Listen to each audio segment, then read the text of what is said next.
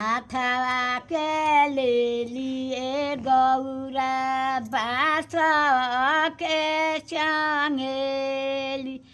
अरे फूल लोढ़े चल लिए गौरा बाबा फूलवारी।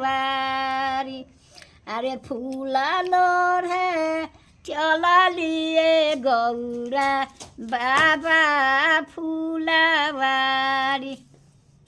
अरे फूलवा लोढ़िया हो लोढ़ी भरली चंगेली।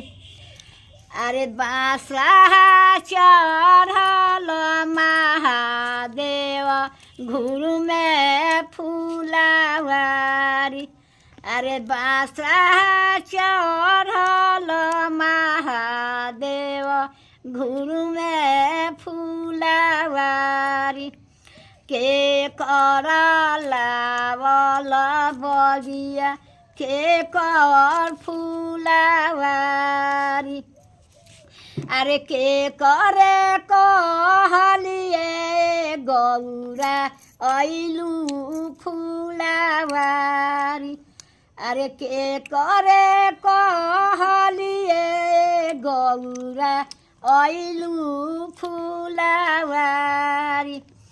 पापा के लावल बगिया भैया फूलवारी।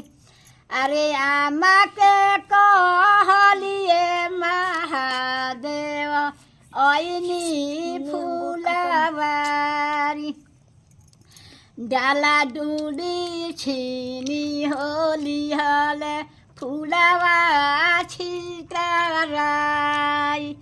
अरे रोआते कानते हो गौरा घरवा चली आई। अरे रोआते कानते हो गौरा घरवा चली आई। अरे सखी लोग पूछे हो लागल आमा हो दुलारी।